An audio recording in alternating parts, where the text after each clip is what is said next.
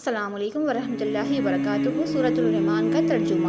رحمان نے قرآن سکھایا، اسی نے انسان کو پیدا کیا اور اسے بولنا سکھایا۔ آفتاب اور مہتاب مقررہ حساب سے ہیں اور ستارے اور درخت دونوں سجدہ کرتے ہیں۔ اسی نے آسمان کو بلند کیا اور اسی نے ترازو رکھی تاکہ تم تولنے میں تجاوز نہ کرو۔ انصاف کے ساتھ وزن کو ٹھیک رکھو اور تول میں کم نہ دو۔ اور اسی نے مخلوق کے لیے زمین بچھا دی جس میں میوے ہیں اور خوشے والے کھجور کے درخت ہیں اور پھوس والا اناج ہے اور خوشبودار پھول ہیں۔ پس اے انسانوں اور جنوں، تم اپنے پروردگار کی کس کس نعمتوں کو جھٹلاؤ گے؟ اس نے انسان کو بچنے والی مٹی سے پیدا کیا جو ٹھیکرے کی طرح تھی، اور جنات کو آگ کے شعلے سے پیدا کیا۔ تم اپنے رب کی کس کس نعمتوں کو جھٹلاؤ گے؟ وہ رب ہے دونوں مشرقوں اور دونوں مغربوں کا۔ تو اے جنوں اور انسانوں، تم اپنے رب کی کس کس نعمتوں کو جھٹلاؤ گے؟ اس نے دو دریا جاری کر دیے جو ایک دوسرے سے مل جاتے ہیں، ان دونوں میں ایک آڑ ہے کہ اس سے بڑھ نہیں سکتے۔ پس اپنے پروردگار کی کون کون سی نعمتوں کو جھٹلاؤ گے؟ ان دونوں میں سے موتی اور مونگے برآمد ہوتے ہیں۔ پھر تم اپنے رب کی کس کس نعمتوں کو جھٹلاؤ گے؟ اور اللہ ہی کی ملکیت میں ہیں وہ جہاز جو سمندروں میں پہاڑ کی طرح بلند چل پھر رہے ہیں۔ پس اے جنوں اور انسانوں، تم اپنے رب کی کس کس نعمتوں کو جھٹلاؤ گے؟ زمین پر جو ہیں سب فنا ہونے والی، بے صرف تیرے رب کی ذات جو عظمت اور عزت والی ہے باقی رہ جائے گی۔ پھر تم اپنے رب کی کس کس نعمتوں کو جھٹلاؤ گے؟ سب آسمان اور زمین والے اسی سے مانگتے ہیں اور ہر روز وہ ایک شان میں ہے۔ پھر تم اپنے رب کی کس کس نعمتوں کو جھٹلاؤ گے؟ جو جنوں اور انسانوں کے گروہ ان قریب ہم تمہاری طرف پوری طرح متوجہ ہو جائیں گے۔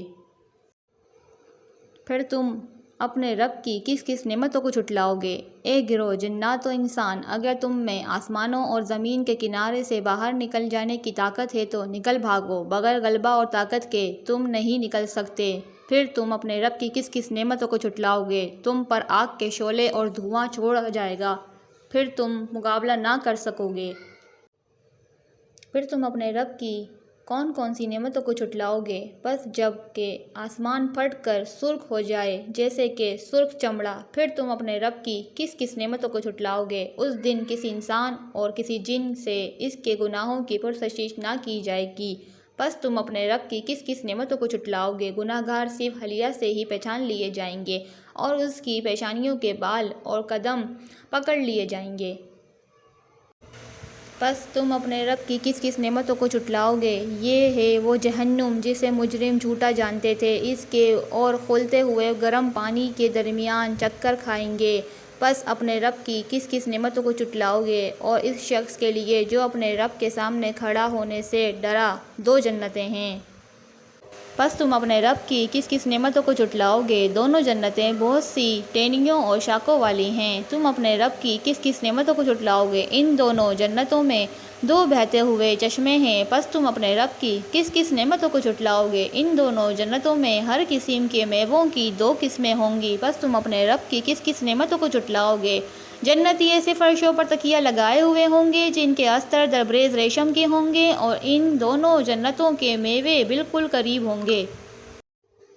پس تم اپنے رب کی کس کس نعمتوں کو جھٹلاؤ گے؟ وہاں شرمیلی نیچی نگاہ والی حوریں ہیں جنہیں ان سے پہلے کسی جن و انس نے ہاتھ نہیں لگایا۔ پس تم اپنے رب کی کس کس نعمتوں کو جھٹلاؤ گے؟ وہ حوریں مثل یاقوت یا مونگے کی ہوں گی۔